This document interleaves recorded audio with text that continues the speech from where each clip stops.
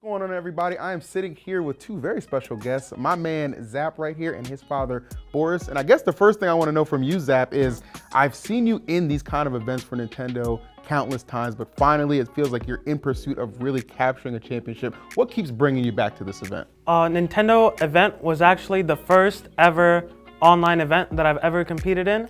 The experience was just great, and I've been back ever since. Every tournament, it's a great time. Well, Boris, I feel like I've done a lot of these events. I feel like this is the first time I got to see you in person. What do you think about how good your son is in Super Smash Bros. Ultimate? He's the best one. So that's very short answer. Yeah. Or do you have any advice that you'd like to give any like the players who are watching, especially like those who might not necessarily pick like the meta picks, like somebody like you using Junior can be rather inspiring? One of the biggest things that's really been helping me recently is to turn your nerves more into excitement. Ooh. Always try to turn something that might be neutral or negative into something positive, and that will help you. That is such a refined mindset. Boris, I got a question for you too. Did you buy him that plushie? Yes. You get okay. See, #1 supporter, always gonna have your back. Well, guys, thank you both, Boris and Zap, for your invaluable insight. Can't wait to see how this ends up really just panning out. It's gonna be a very exciting tournament, and of course, I wish you the best of luck.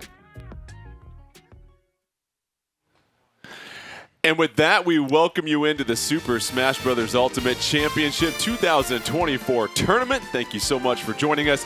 Jordan Kent alongside a man, no matter the stage, he never seems to run out of stocks, EE.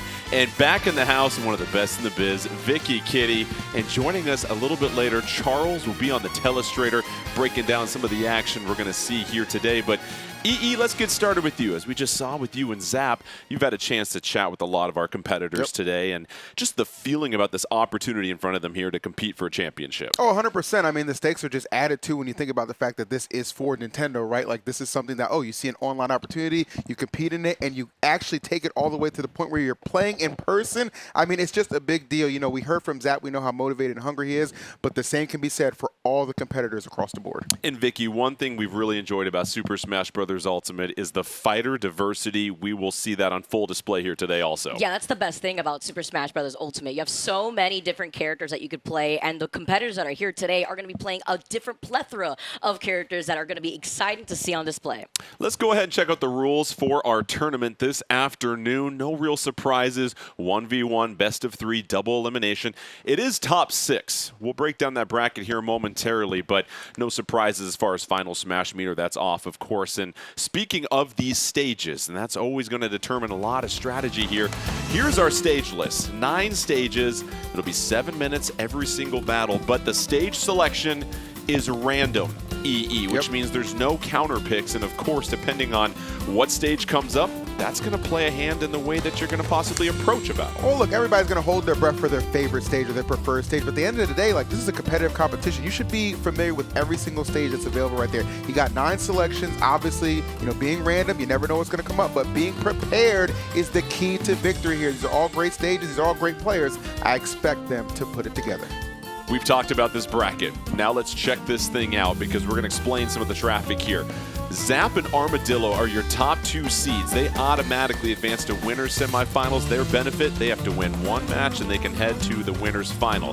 Winners quarterfinals, you see Teapot, Ling, Aaron, Rockman. It's double elimination, so whenever you lose your first match, you will head down to the loser's bracket, whether that's in quarterfinals or semifinals. Of course, you can work your way up, and there is an opportunity for a bracket reset in grand finals as well. And so, Vicky, we have covered so many of these tournaments, and you know that it's oftentimes not how you start, but how you finish. It's going to be a battle of just endurance for a lot of these competitors because this is top-level competition and there's not a whole lot of margin for error. Yeah, I mean, it is best of 3s, right? So you only have a few games to be able to figure out what you have to really work into the fact that you're also playing on those random stages. So keeping that in mind and being able to adapt is going to be the name of the game going into this tournament. Let's go ahead and meet our first 2 competitors that will be taking center stage as we get set for our first match, and let's get introduced to Teapot here, EE. Well, let me introduce you to Teapot. By the way, I helped him with that pose. That's why he looks so good. Just want to put that out there real quick. Okay. But Teapot, somebody who got his start, fell in love with Smash Brothers when he was in Florida, moved to the tri-state New York, really pursued a competitive career, and has really taken the online scene by storm. Currently resides in Houston. I want you to know he's here representing New York with that Terry. And has a posing coach, apparently. So Thank you, EE. They'll be taking on Ling, and Vicky, what do you know about Ling? Well, hailing from Connecticut, Ling, talking about veterans in the scene, is a veteran himself, been able to really put on a performance with a technical Peach at that, and has beaten some of the best in the world out here. So now being able to put that on display with all eyes on Ling really puts a show if he could keep that Peach technical. And that's what we've seen most of the time for both of these competitors. Teapot with Terry, Ling with Peach, and if that is the situation, Vicky, what do you look at on paper when you look at both these fighters and their characteristics? I feel like talking about Ling specifically and what Peach provides to the table is a very technical aspect of utilizing those turnips, being able to juggle when you are in an advantage state, and of course, following up from those down air pressures, which being on top of Terry could be very scary. Terry very good at kind of pressuring you off of him, something to keep in mind when it comes to approaching an explosive character like Terry. Scary Terry. You got to love it. EE. Teapot, what does Teapot need to keep in mind going against Peach? Obviously, Peach, terrific aerial mobility. Well, understanding the first and foremost is like this character is just looking to turn you into combo food. Like that is what Peach's bread and butter is. But fortunate for Terry, one of the best comeback mechanics in the game. And if he does end up falling behind, he is never going to be out of it. And we're taking things to Hollow Bastion for game number 1.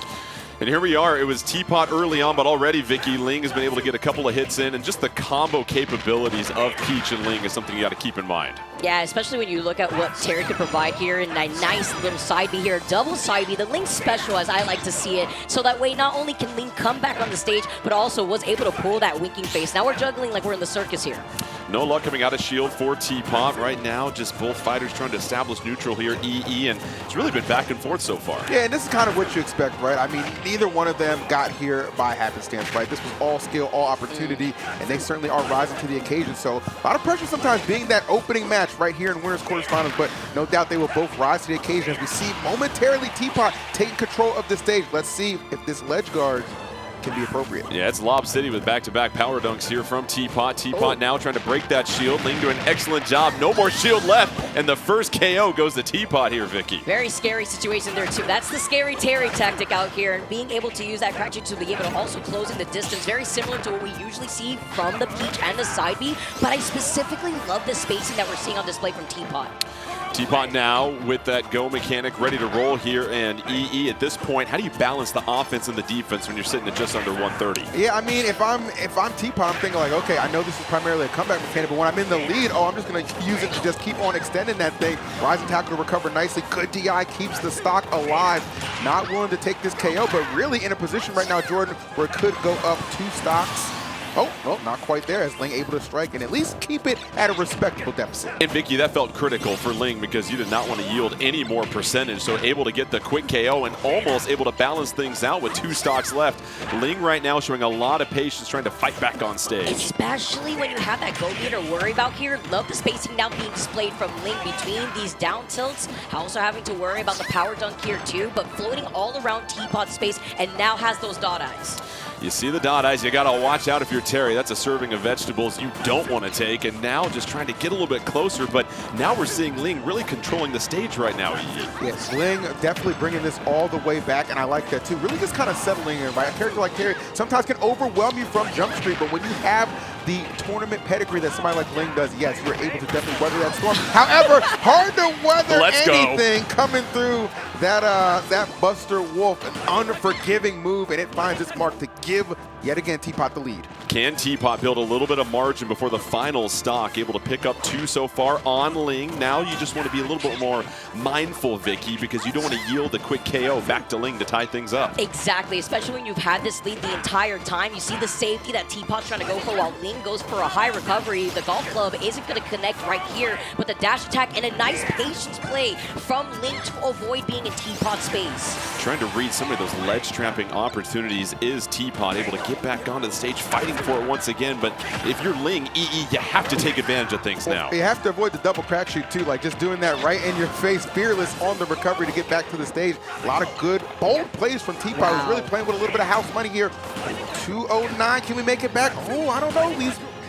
Nice. I like that. That's so smart to just disengage in that situation because the recovery is not going to get you close enough to the ledge to grab it. Sometimes just walk away and don't try to keep it real. So Ling now 41%. Teapot already having to eat a couple of hits there. And Vicky, this thing is nearly tied up. It's all about that damage percentage being tacked on here. Remember the lead that we saw Teapot with from the very beginning, but Ling also has no issue with that damage output as we've seen being displayed.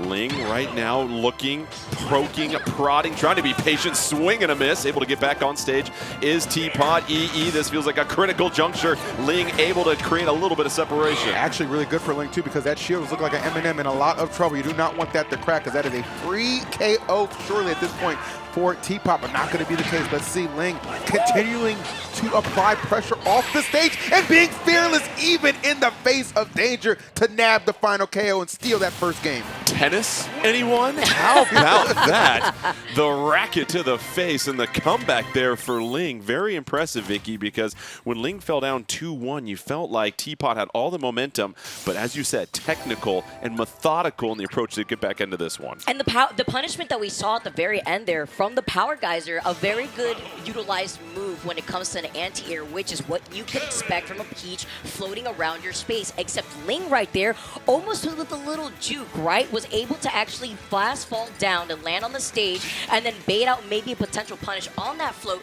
to then get the punish from the Power Geyser that we saw at the very end there. And EE, it felt like Teapot wasn't able to take advantage of some punish opportunities late in that set in particular. So where do you see the biggest adjustment if it is the same two fighters once again? Well, I'll tell you what, Smash is a game that requires you to just act so fast. You have to be so efficient with your decision making and your punish game. No time to really second guess yourself. I would like to see a lot of just straight up commitment. You know, trust your gut right in the moment because there are, as you said, Jordan, to your point, a couple opportunities where it seemed like Teapot could have definitely wrapped up that first game, but a little hesitation may have been very costly. And you have to give the credit to Ling, just being patient. We saw some excellent ledge trapping right there and really seemed to control the stage for the second half of that set. Same matchup. Let's head to Battlefield here, and now you've got a couple of platforms in the way here, Vicky. How do you think this is going to maybe impact this matchup? Well, you're going to have a lot more space to land, right? I'm trying to mix up your landing maybe, but I'm also thinking in Teapot's face, essentially also trying to use either that Power Geyser that we saw before when that Go meter is on board, or figuring out a way to use that crack shoot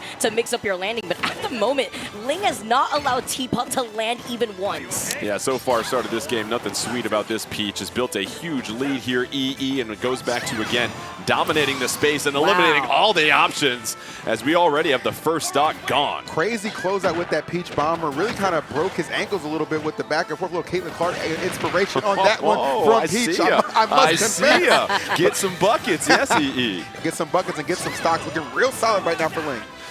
Ling hanging on to the advantage right now, right around 80%, but we continue to see Teapot in the disadvantage state here, Vicky, and just can't seem to get comfortable. It's just the fact that these platforms also allow Ling to take advantage of trying to get these mix-ups, but also being able to cover so much space when you see Peach swinging her crown with that fair but huge power dunk right there, sending out Ling's first stock.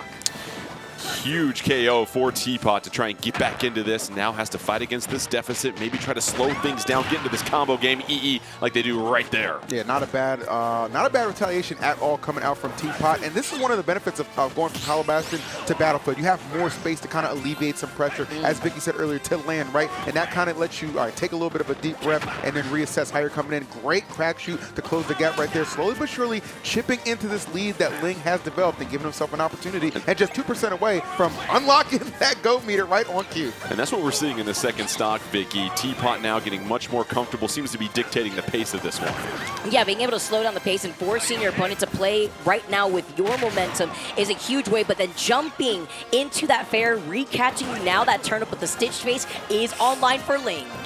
And Teapot right now baiting, comes in, reads the out of shield option, misses though, and Ling is going to make Teapot pay and take the second stock. Got to give a lot of credit to Ling just being so disciplined with that turnip. That is one of the game changer type abilities that Peach certainly does have besides that rapid combo game. and putting it on display right there to eliminate that stock. And obviously Teapot tried to use it to his advantage, but unfortunately coming up a little bit short. And what we're seeing, Vicky, the aerial mobility of Ling able to just sort of play some cat and mouse right now with Teapot. And that's what really allows Peach to differentiate herself between the rest of the cast. You have that float mechanic that you see Ling taking advantage of, whether it be micro spacing around the air around Teapot, and then continuing on the pressure that we see with the down air. And already Ling just gobbling away at that shield, leaving few Wow. options. Reads the power dunk. No, no, no. Waves the finger at the summit and blocks it. And how about that? Ling, 2 impressive victories.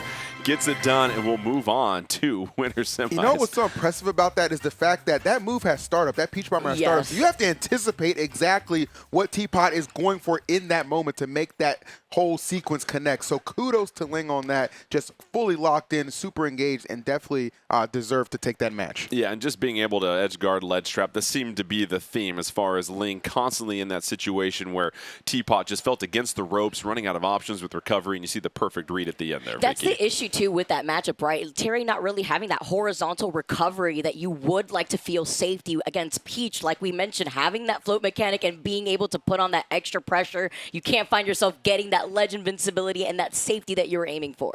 All right, let's check out the updated bracket after our very first match is now in the books.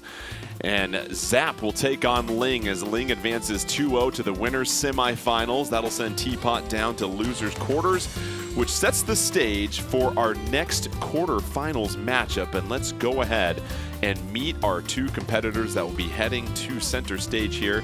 In just a moment, we'll get a chance to meet these folks, because what really stands out to me with Ling is you qualify through the Challenge Cup, and you have to kind of grind your way here, and then you put on a dominant performance.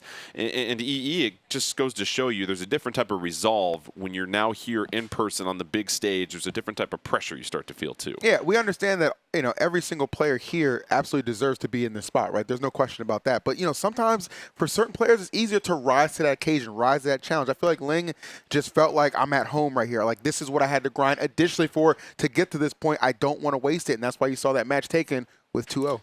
Let's go ahead and get to our second match now and meet our competitors as they take the stage for the first time. And, well, we have Era here. And, Vicky, you look at Era, and what do we seem to expect in this competition from them? Well, not only qualifying from the Northwest, Era with the Steve on full display. I can't wait to see how Era's going to be able to perform against the plethora of fighters that we keep mentioning before. Against a character like Steve, the way that he is and the archetype that we've seen before, it's going to be quite interesting to see how the matchups really pair off against each other. And we have another competitor that wields a Steve joining us, Rockman and EE. What do we know about Rockman? Well, Rockman for sure, yes, absolutely. The Steve is the main, but a couple characters in the repertoire as well, Jordan. There's always the opportunity for Rockman to actually go with the Mega Man, put that on deck as well, as this may surprise a lot of people, Jigglypuff, an available option as well. So this doesn't necessarily have to be a Steve Diddle. If Rockman feels like another character is viable enough to pull out, don't think he won't do it. Obviously, Steve has been the talk of the town in a lot of competitive circles here. And Vicky, let's go ahead and give you the first crack at the analysis of that. What makes Steve such an intriguing matchup and such a difficult fighter to master as well, too? Well, looking on the other side specifically at Rockman, Rockman is a player that loves to get analytical, really dives into the nuances of Steve. So if you play Steve against a player like Rockman who's really studied the character, also being able to play that fighter too, you know that you're not going to be able to get away with any sort of gimmicks here, even if you have to build a block to avoid that ledge. And obviously with Steve, it's pick your poison here, EE. You can go stage control, you can get up close and brawl just a little bit, but you're going to keep your opponents on their toes. It will be a Steve mirror match. And so listen, let's get ready to build a bunch of stuff, EE. I'll tell you what, and taking it to Kalos too, going to be plenty of materials to go around for both of these fighters, no doubt about that. So we're really going to see, like, this is going to kind of prove who is more skilled with their character in the mirror, as we said, right? That is something that I feel like can really dictate just if you're going to swap characters or not. You know what I'm saying? If you're Rockman, you're thinking, okay, if this goes awry, if my fighter's not getting the job done, then yeah, maybe I do have to go to some other options. But right now, pretty evenly matched, as you would expect within the first 30 seconds. Yeah, I appreciate the moments of mutual mining here, Vicky. That's going to be the key, right? Get your resources and try to craft the best weapon that you possibly can, but you've got to play a little bait and switch as far as buying yourself that time. Exactly, and that's why getting that diamond first is also going to be something very big to notice, as Rockman was already able to get that material on lock. But when you also go to Kalos, you also have a lot more iron to work with, which means that you're going to also have that anvil. You're going to be able to have that minecart to really take advantage of controlling the space. Yeah, we've seen a couple of minecarts come out. TNT on deck, ready to blow at any moment's notice. And that is going to be our first stock as down goes Era.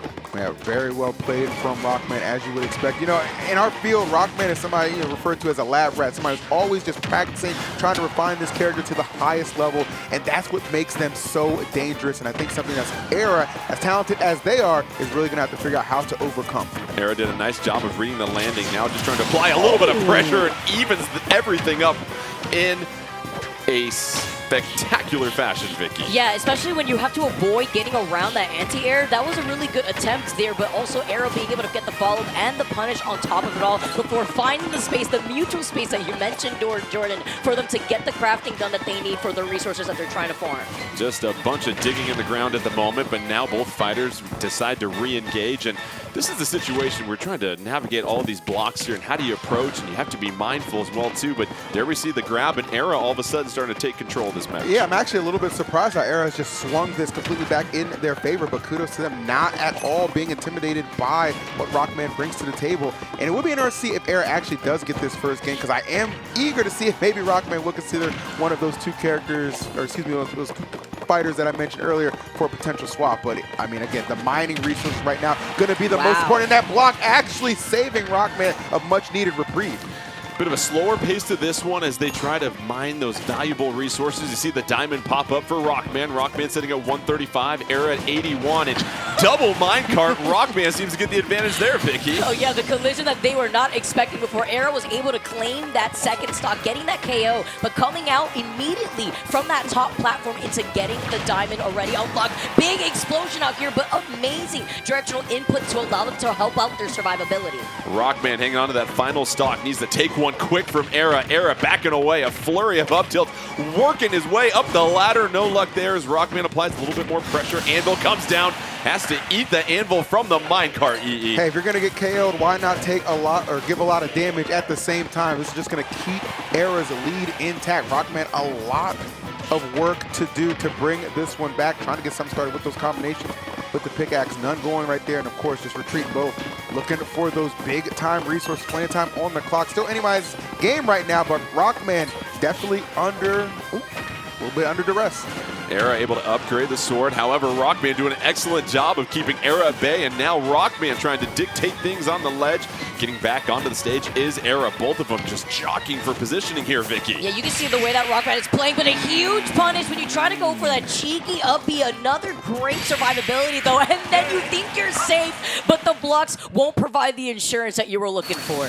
No. Not a whole lot of insurance policies going out nowadays, and that's going to be the very first victory of this Steve Mirror match. Goes to Era, so congratulations there. And really back and forth there, EE. What you saw is being able to craft those materials, of course, that you need, but it felt like Era was just a little bit more aggressive, especially in neutral, to put the pressure on. Absolutely, and it was kind of a shift when Era dropped that first stock. It was like, okay, let me just kind of take the aggression up a little bit of a notch, and I think that caught Rockman off guard, not sure, okay, how to really weather that, and the pressure just continued on, enough so to not only make the comeback, but take that first game in what is a very important match. And again, best of 3, so you got to kind of put it all on the table very early. No character switches right here. And Vicky, let's go ahead and shrink the stage, throw on some plats, and now that's going to change up a few more things for both competitors. Yeah, when you're on Town and City, you also could find yourself, as Steve, being able to mine some more wood and dirt. So that's something to keep in mind with the way that you're also going to have these high ground up Bs to go for that high recovery to utilize those platforms, EE. Yeah, no doubt about that. And I like what we're seeing right off the gate, just a very even footing. But this was kind of the tail of the tape for the last game. We know how that started off. So Rockman, I'm really going to be looking for a big time response immediately. Watch that TNT. Nobody wants to get that detonated on them. Oh, and the minecart is taking them off the stage a little bit. Good positioning right now for Rockman. And now both fighters just trying to be a little bit strategic as far as when they can approach. They are souped up with gold and diamonds. They got everything a burglar wants at this moment. But now here comes the minecart. Rockman trying to get back on that plat, craft a couple more materials. TNT sitting there and slowly just approaching Era, and maybe a little too slowly because that was easy for Era to read there, Vicky. Yeah, like a thief in the night, right? Just trying to approach with those blocks, but then you have to take that back air to the face immediately when you try to find that slow approach, but then answering back with the anvil like we've seen before. Very quick clap back coming from Rockman, and now we're at 0 on the second stock and able to punish the whiff on the throw there, EE. That was huge. And look at all that damage being accumulated. You can see Steve definitely clear Era in their element and really putting on a show. Rockman looking to find that response and does it beautifully, actually. Only 10% separating them right now. Still anybody's game for this pivotal game number 2, and a big time forward. Oh, the home run swing from Rockman. Sometimes you're just reckless with it, Jordan, and you get rewarded. Well done from Rockman. What a sequence from Rockman. Essentially had 0 damage against Era, takes it all the way to KO without taking a single hit. And now Rockman in full control here. Vicky, what's going through their mind as they try to make sure they can take full advantage of this lead? Well, they know they got the momentum and they got the damage here too. Look at that, but the immediate answer back, but still surviving is Rockman. The blocks to stop them in their tracks. They don't go for the ledge, they go for a high recovery instead. And you could see Rockman was trying to set up for a forward smash on the block, but instead takes another punish from Era to even things up. Excellent read from Era in the minecart, and now it's going to be Era who needs a huge potential comeback. Ain't going to happen as Rockman takes the second set, and now we head to a third set in this match, and that's exactly how you want to script to EE. Really nice job of Rockman. We thought was up against the ropes here for a moment, down 92% to 0 on that second stock, and just rallied back. Yeah, there's a combination of just full faith in your ability to pilot Steve in this mirror match, as well as just a little bit of that fighter pride too, right? You don't want to get outshined with somebody else using your main as well. I get that, and that was a beautiful sequence to end it with the minecart, actually just barely above Era's minecart to clip and get that final stock. So game number 3, here we go.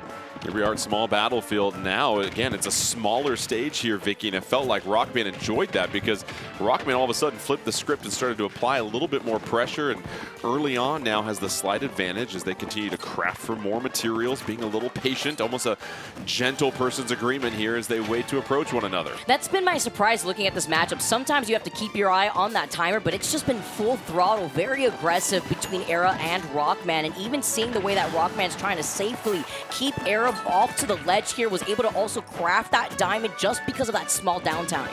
Era was just having problems trying to land here. Barely a shield. Finally able to get Rockman off of them for just a little bit. Rockman now waiting for that gold or that diamond. Era, minecart comes through. Rockman able to read it. Era barely able to hang on here, EE. Yeah, kind of a similar situation that actually ended up winning them the previous game. Not going to get that KO, but definitely putting them in a prime position with this percentage lead. I mean, 140, that is a scary territory for Era to be in right now. Needs to be incredibly careful on all of these approaches.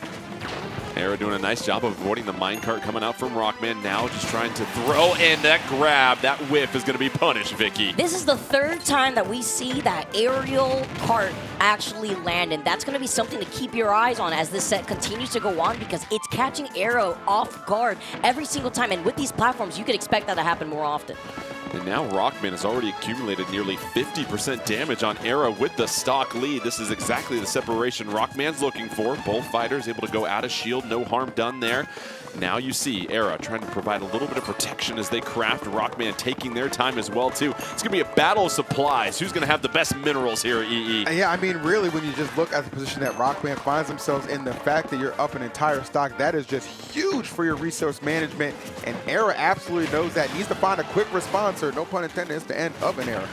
Well, there you go. Rockman able to throw a couple of minecarts out. Era responding back, though. Don't count them out quite yet. Still down one stock. Rockman hanging around, though, and Era able to get the clutch KO. That's going to buy them an opportunity here, Vicky, if they can play pretty pristine to get right back into it. I also really like the approach to block off the crafting table at the very beginning that we saw Era take Rockman's stock there, but at the same time, you saw that Rockman was able to come back and then get the retaliation, and now is an entire stock lead. Yeah, very quick retaliation. Put that to bed here, essentially, as far as any Era comebacks. Now Era down one stock.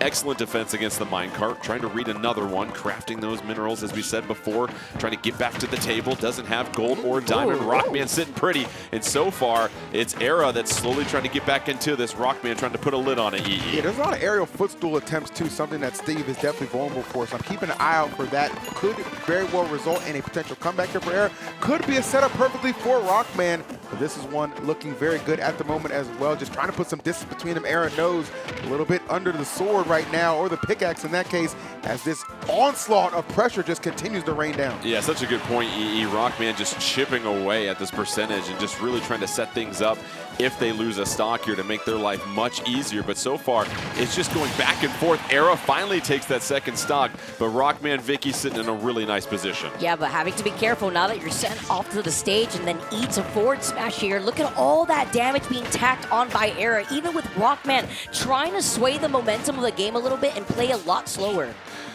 Excellent out of shield there by Rockman. Era able to respond quickly. Era now has the advantage. Who's going to advance to winners semis here in our game 3?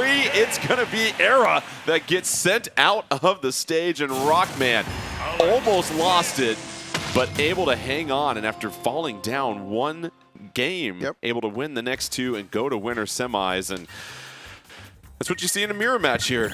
EE, sometimes it's pretty back and forth.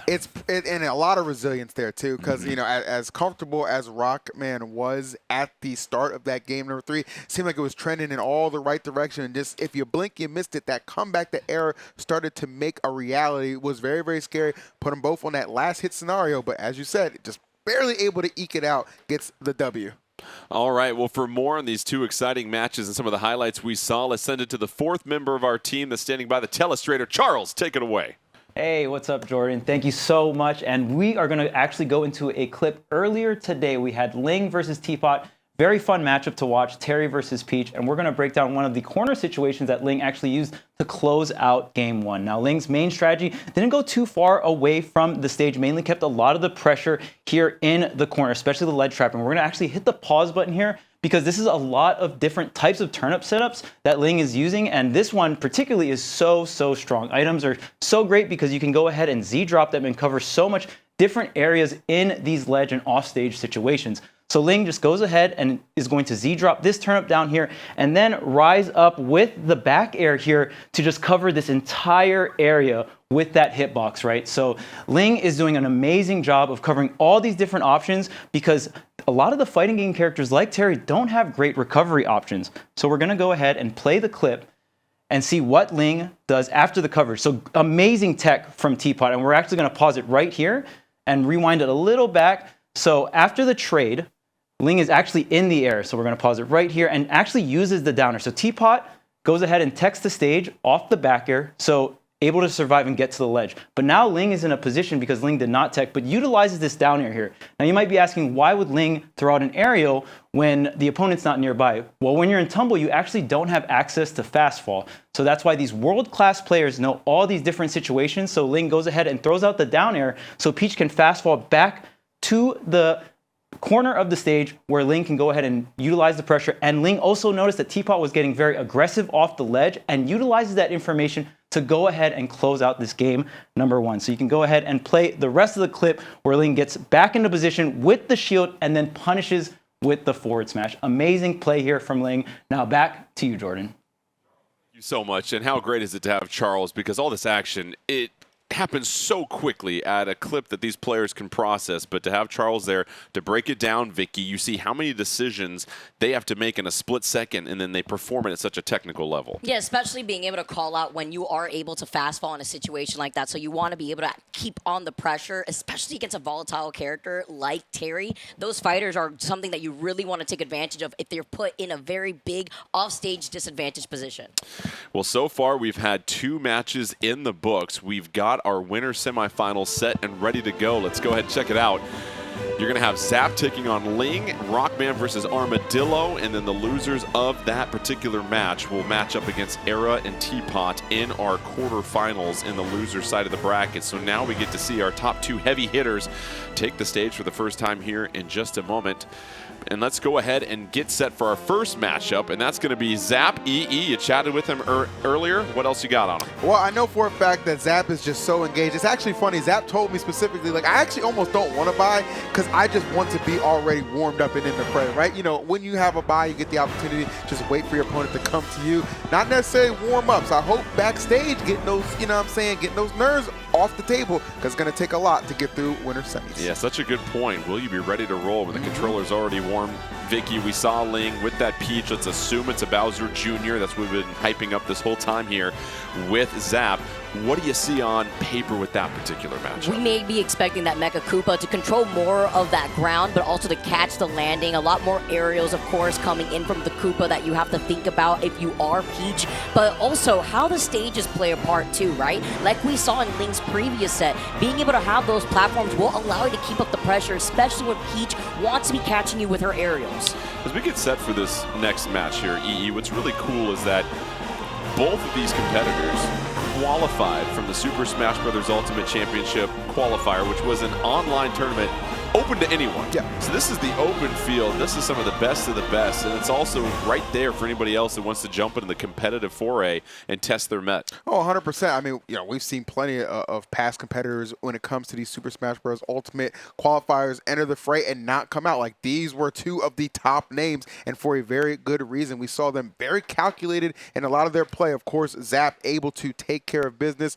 We got the pleasure of commentating that a couple months ago, of course. And then Ling getting it out the mud a little harder, but absolutely showing up. This is what we love. No surprises when it comes to the fighters here. Bowser Jr. taking on Peach. It's Zap. First action of the day. One of the top-ranked competitors coming into this, and it's Ling, who's already warmed up with a 2-0 victory, cruising to winner semis. And early on, Vicky, when you think about Bowser Jr., it's that clown cart and intangible hitboxes. Absolutely, and you see that we are starting off on Pokemon Stadium too, so you got some space to work with. You could juke them out if you try to jump into the air, try to control more of those spaces on those platforms, but also the backer that we see from Bowser Jr. is something that we can know when it comes to Ling trying to figure out a way to approach.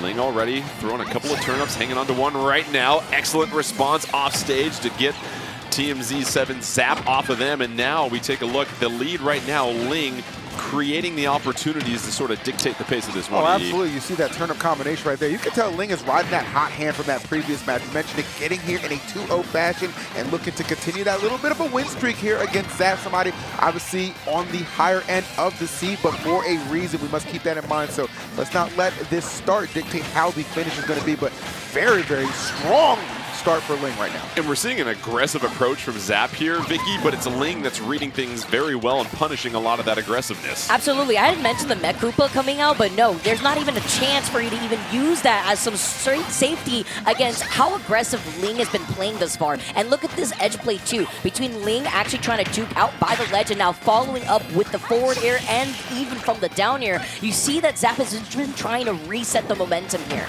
And so far, it's all Ling. Finally, Zap able to connect and create a little bit of distance. Ling patiently getting back on the stage, already responding, tossing that turnip a couple of times, reading the aerial approach, and again, catching the landing here. EE trying to do a little bit more punishment. Oh, Bowser Jr., no clown cart. No luck when you're off stage like that. I cannot believe the aggression that Ling is displaying right now. I mean, this is textbook Peach at her absolute finest. This is what makes this fighter so dangerous to deal with, and Zap on the receiving end of an absolute beatdown right now. Honestly, Jordan, in danger of potentially getting 3-stocked, if you can even believe it. Hey, Peach is tired of getting captured, y'all. She's like, listen, I'm done with this. I've dealt with it for decades. Give me my own games and just get out of here. I can take care of myself. And Vicky, so far, Ling is all over it. It's that build-up resentment you could only imagine, but with that rapid jab, we get to see Zap at least take that first stock with the KO. Now, so far, it is Ling just dominant. Plenty of runway here. 119, 142. Yeah, that's right. Your princess is in this castle. Gets the victory. And now Ling looking very sharp, EE. I mean, we tell the kids, eat your vegetables. I don't think that's the way that you want to have it go down, because that was very aggressive play, using those turnips to perfection, did Ling. And that right there, like, if you look up textbook high-level Peach play, you're not going to get any better than what Ling just put on display. Vicky, it felt as if Ling just turned the dial up to 11. That particular set, from what we saw previously against Terry to against Bowser Jr. And now that forces the counter pick to Luigi. Now let's see what the green-clad grappler can do against Peach. Can we talk about also Ling's cool RNG between the turnip stitch face and now we saw the bomb off the gate? Didn't get anything done here, but it forces out a counter pick into that Luigi. And so far, it's been the correct counter pick because Zap able to build a little bit of a lead. And what do you think went into this counter pick here, EE? Oh, well, I will tell you right now, there are two things, okay? It's the fact that, one, Zap got absolutely obliterated in that first game, okay, respectfully. And two, you're in a best of 3, right? You don't have too many opportunities to really think about those responses. So you kind of got to say, let me rework this game plan a little bit. I would say, judging off how this first stock just went down, pretty good decision-making from Zap to bring out Luigi. Yeah, Luigi's got it here early on, 3-2 advantage, and you saw the aggressiveness, and now it feels like the difference here, Vicky, is just a little bit more speed, but then the combos that Luigi can throw out there. One more, my goodness. Okay, Zap with the 3-1 lead, and now that completely changes things here, Vicky. That's what it has to do with the Luigi. You are put into the blender of all the combos that are possible here with this fighter, and you have to think about that plunger, the grab that comes into play as he gets another one now. We've talked about textbook EE. Luigi went to the library and got his own edition because just putting on a clinic right now in this second game, that's going to be one stock taken by Ling, but a whole lot of work left for Ling and Peach. Absolutely, that Toad able to slow down some of that momentum that Zap is clearly just trucking through with, but I'll tell you what, this might be the best advertisement for that new Luigi's Mansion game I've ever seen on display right now, Jordan. It is a clinic, and it continues to be as Ling falling to the Luigi from Zap. What a play to pull it out. If you blinked, you missed it. How about that? The counter pick. Vicky, you oftentimes don't see it work that well to perfection, but that was Luigi. The floors were clean because everything just got mopped up right there. They're clean up on aisle 3 out here because that was absolutely crazy display from Zap. But that also highlights the importance with a roster as big as Super Smash Bros. Ultimate, what these different fighters provide and how important it is to have a counter pick. So it's going to be the same two fighters in the third and decisive set here in this match. Winner moves on to winners finals, and already Ling coming out with a little bit more aggression. Feels like they adjusted to that speed and change of pace that Luigi brought. Oh, absolutely, and I would say too, like Luigi, like that grab is quite egregious. Like it really sets up a lot of things and puts Luigi in such a favorable position. So that's one thing that Ling is going to need to avoid, and one way to avoid that, always applying pressure is going to make it a little bit harder for Zap to comfortably go for that option. So I think that's why Ling is immediately deciding, okay, aggression is going to be my best friend, and thus far keeping things pretty darn even. And it is rather even, but now it's Ling with the advantage of trying to keep Zap off the stage. Zap trying to recover, getting hit by another turn up. The precision, yeah, order up, Vicky. Honing in with that turnip, but also something to take advantage of when it comes to Luigi. A lack of horizontal recovery, and with Peach having those turnips, you want to be able to take advantage of that, and now you have that slight lead. What a response by Ling. Takes the stock advantage, and now it's just going to be a matter for Zap. Can Zap pick up the KO? Unable to get it there. Ling just trying to fall down to earth. That floatiness of Peach sometimes working against her, but gets right back on this stage and starts racking up some damage, EE. I think FD for a stage pull here was absolutely fantastic. No platformers to worry about. Peach just absolutely able to do her thing, just get those combos going. And you see still plenty of space being provided too, right? So you can alleviate a lot of that pressure that Luigi loves to bring to the table. Ling right now really running away with this pivotal game number 3. And Zap got to figure something out quick, fast, and in a hurry. Ling with some excellent reads out of shield as well too. Just being patient, chucks the turn up again, creates a little bit of space, but Zap gonna chase down Ling and take the first stock. And now this is critical for Zap at this juncture here, Vicky. Yeah, off of that dash attack there too, and then Ling comes in, pulls out the winking face. You see the attempts from Zap though, while he tries to reset things, you know what he's fishing for. He wants to get that plunger grab. He wants to at least get the raw hit that the plunger provides, but having to recover is the first thing on the menu. It's Zap again, the recovery of Luigi. You called it out, Vicky, that horizontal recovery so weak.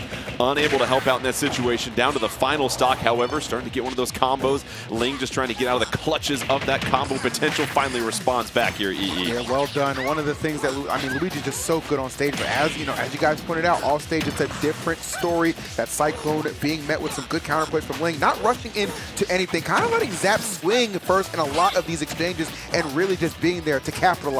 Just amazing turnaround from what we saw in that second game. Got to give a lot of credit to Ling right now. And Vicky, so aggressive aggressive, just trying to get the grabs here is Zap, not worried about any of the cooldown or leaving themselves open for punishment from there, and Ling able to keep the spacing very well right now. Yeah, especially when you're at 75% looking at Ling. You are at KO percent here, and Ling knowing that is just keeping up the safe pressure onto Zap, but you have to be careful how you utilize those side Bs. When you find yourself on the other side of Zap, he's going to take advantage, get that grab, and get that back air. And that's what Zap was fishing for, but now Zap sitting at nearly 110. Really can't take too many more hits. Eats another one. Ling trying to close this out, floating, chucking the turnip. Can Luigi recover? Yes, Zap back on the edge, falls down again, takes the turnip. This is going to be tough, and how about Ling?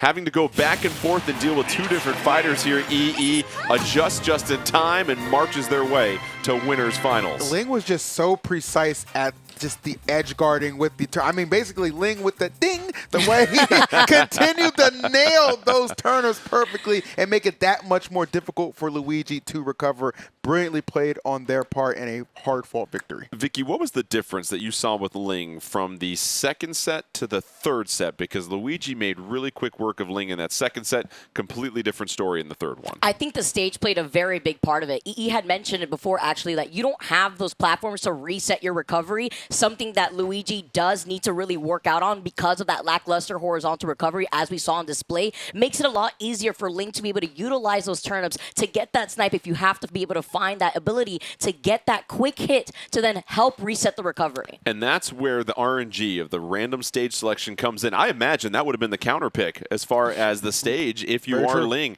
A gift-wrapped stage helps you win the third set and the match. Let's go ahead and check out the bracket after that one. A very exciting matchup between those two, but Ling on their way to winners finals. That means Zap will take on Era in our first losers quarterfinals, but that'll set the stage for our next winners semifinals as we get to see Rockman and Armadillo, and Rockman EE to just play off of them just a little bit further.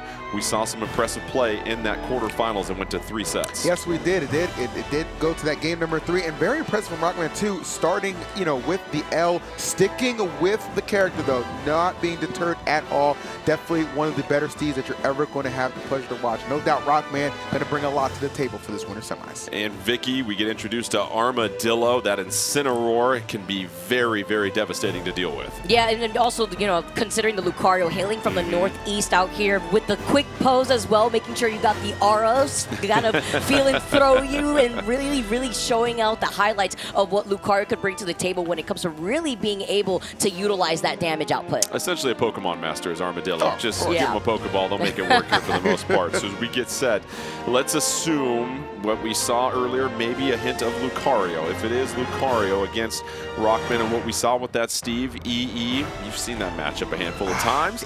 It's two separate mechanics, two very unique fighters that have to play to their strengths. It's so interesting because it can be so volatile. You have a character, like Steve that obviously just right from jump can already be threatening. On the side of Lucario, this is a fighter that really benefits from taking a lot of damage. So you can be in a situation where maybe Steve is chilling at 30, you're chilling at 120, and guess what? You're more likely to get the KO first, just given that boost you get off of that very potent and powerful aura.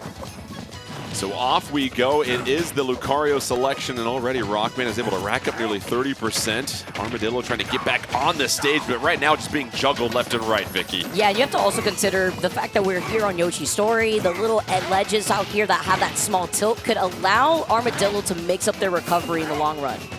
And so far, it feels like Armadillo has finally stabilized a little bit, had some stage control. Rockman, excellent job of getting to the middle of the stage to reset neutral, but now Armadillo has taken the lead after getting Rockman in their grasps. Excellent option to get back on stage, read by Armadillo, though. That was beautiful. I mean, understanding the block was there, too, but it's not going to run interference given the way that forward smash does send you.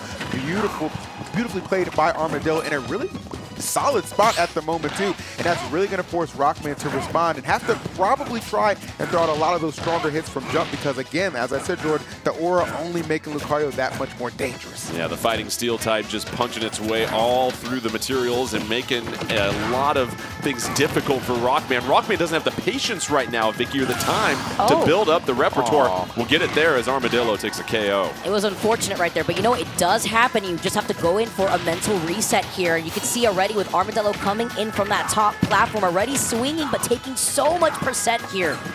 That was 6 hits in about 1 second there, Yeah. EE, and that completely starts to change things as Rockman comes back down, sitting on top of that TNT. Armadillo charging that Aura Sphere, just trying to be a little careful, takes a ride on the minecart. Rockman chases him down. You got to be really careful here on this stage as well, but obviously the aggressive recovery from Armadillo paying off the wall jump into back air. So smooth and clean. The sides of this stage a little bit more closer together, so that's definitely going to allow those KOs to maybe fly a little bit faster. But in the case of Armadillo, hey, that's to their benefit. My goodness. And Armadillo now juggling Rockman. And how about this response here, Vicky? Oh yeah, even getting that one single hit of the charge up Aura Sphere into potentially maybe fishing for a forward smash. But you saw, even with all those straight hits, it isn't the same damage output from a fighter like Steve. Still being able to claim that second stock and KO. Rockman able to respond. We're down to the final stock here. We've seen how quickly both these fighters can rack up the damage, and now they're being a little bit more patient, a little bit more precise here, EE. That's what you have to be. These final closing stocks can determine a lot. That game number one being so people love that pivot grab. Fantastic. You're seeing these throws being put out right now by Armadillo. 107 right now for Rockman, but really not in danger of taking a KO given how low in percent that Lucario is momentarily. Armadillo just trying to avoid all of those up airs, just does not want to get juggled at this moment. We know that can be precarious here.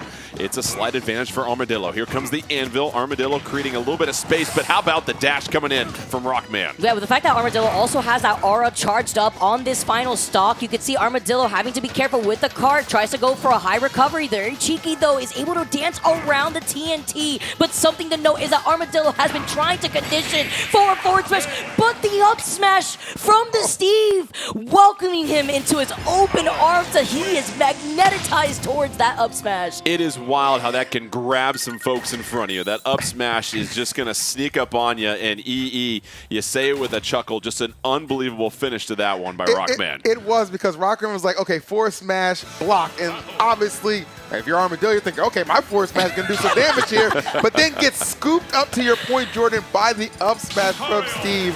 What a way to end it, but talk about being clutch down the stretch. Well done, Rockman.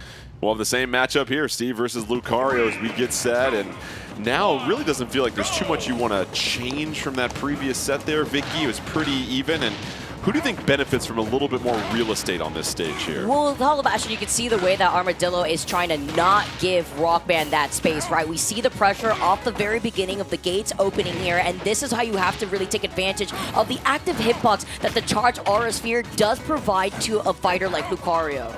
Armadillo trying to create a little bit of space, and what we see so far here is Rockman has no time, EE, to build those materials, to craft those materials that makes them so dangerous, and that's really what's been the approach for Armadillo. Do not buy any time for Rockman. Absolutely agreed. Really actually fortunate to get this stage, and what an interception on that recovery, Rockman. That's what I'm talking about, when you just got to trust your instincts, trust your gut, and let it fly.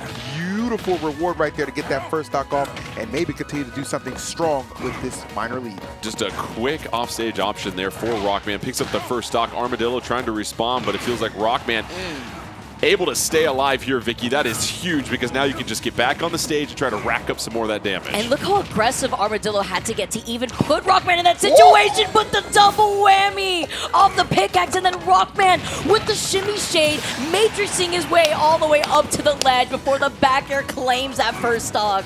What an unbelievable recovery by Armadillo, though. We thought down and out for a second by nearly a couple of pixels, it felt like. EE able to get back on the stage, pick up the KO, and that's changed a lot here. Yeah, that extreme speed, more like extreme length, the way it was able to get back to the stage, that was insanity. Well done. And now kind of trying to pick up where they left off with the anvil, intercepting.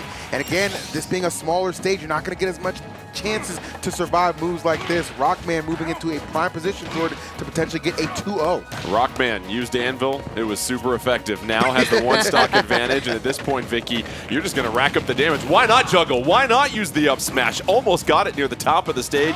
This time, though, very comfortable lead. You don't have to be putting yourself out there for too many punishing opportunities, but the quick KO, Vicky, from Armadillo, all of a sudden we got ourselves a set. And having that charged up Aura Sphere to look out for too. Gonna get that spot dodge to avoid the card, but you can see how Armadillo is trying to jump around Rockman's space while Rockman is lacking a bit of materials, you can see on his bar.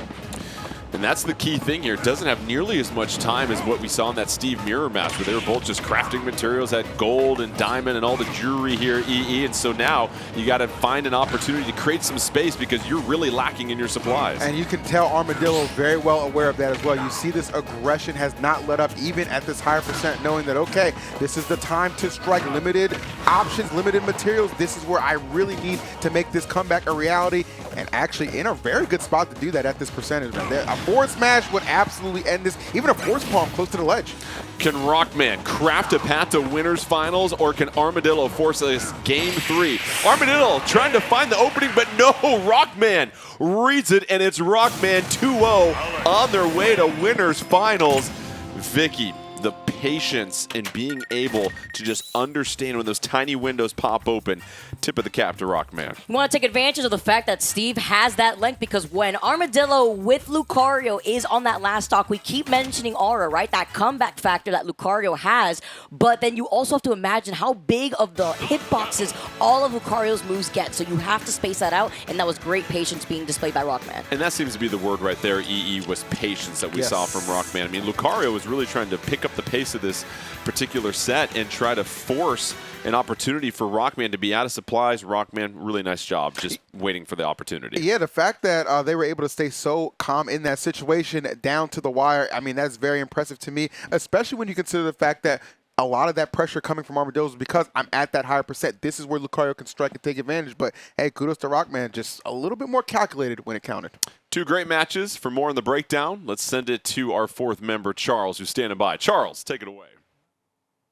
Thanks, Jordan. All right, so we're going to go into another clip with Ling now edge guarding Luigi. So this is Zap on the Luigi here. We're going to start this clip up, and this is a very interesting strategy because Luigi doesn't have as much of a great recovery as Terry. So we're going to go ahead and pause right here. So now Ling, you see, instead of the pressure being more towards this ledge, just really bringing it out, especially with the turnips. Whenever your character can spawn an item, it can be used very, very useful off stage, especially against a character like Luigi who doesn't have the greatest recovery here. So right here to start things off, Zap actually comes in with the directional air dodge to try and save resources. The double jump is the main resource you want to save off stage. So Zap tries to do that with the directional air dodge. Ling instantly punishes with the turnip toss. Now Ling has to account for the double jump in this next scenario. So Ling actually sets up another turnip for exactly that. So we're gonna go ahead and play the clip here. Zap gets into position. Now we pause here and rewind it just a bit here on top of the turnip clank. Now the reason why this turnip clank happened, now Luigi's love to use their double jump, to actually use double jump plus the side B to get a little bit of a boost to try and, Luigi just needs to get into this area. As long as the side B comes up and then Luigi sinks, Luigi has a very, very good up special to the ledge. So Ling knows exactly that. You can actually body block with your fighter, so your fighter can get hit by the side B to prevent Luigi from coming in with that green missile, right? But since Ling has a turnip, Ling actually just uses the turnip instead of the fighter. So we can just rewind the clip a tad bit more and just see Ling utilizing that turnip against the green missile here. Just like that. And because of that, Zap has no resources. From this position, the up special is very steep and vertical for Luigi. So the only chance of possibly getting back is trying to go for a directional air dodge to the ledge here. But Zap not close enough. Excellent edge guarding coming out from Ling.